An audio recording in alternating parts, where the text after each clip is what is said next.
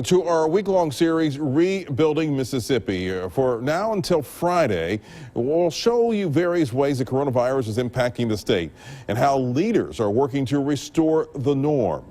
Today marks 2 months from the start of the pandemic here in Mississippi, nearly 10,000 cases later and over 450 deaths, and we've seen the amount of damage caused by COVID-19. So where do we stand from an economic standpoint?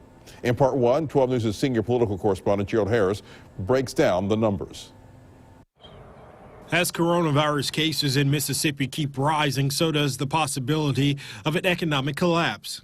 The human cost of another Great Depression is higher than a benefit of broad orders. Since March, when Governor Tate Reeves signed a shelter-in-place order, on average, over 45,000 Mississippians filed for unemployment weekly. Before the pandemic, the Mississippi Department of Employment Security processed around 1,000 claims per week. 200,000 of our fellow Mississippians have filed for unemployment insurance in just the last 7 weeks. While Mississippi received $1.25 billion in federal coronavirus relief, the law explicitly says it cannot be used to fill budget shortfalls.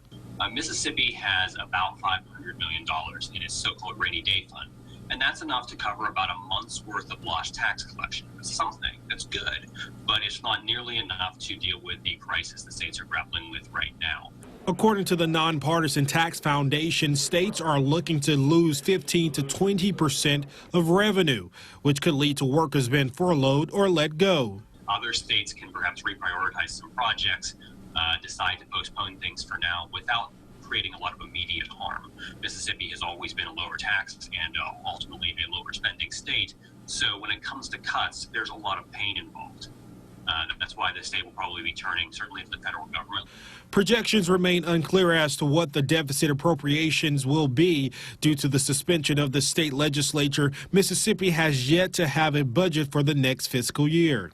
As states like Mississippi depend on sales tax and income tax, which is faltering due to the number of those not working. The onset of coronavirus and the shelter-in-place order during our peak season pretty much was the nail in the coffin. Businesses have lost money, and some, like Chelsea, have had to close their doors. We did have to close our business during this time, and all of the income and the business stopped completely, but the bills and the overhead did not. Reporting in Jackson, Gerald Harris, 12 News.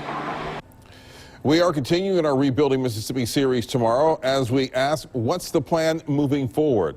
Can people get back to work, and how will the job force look in the future? So join us tomorrow at 6 p.m. right here on 12 News.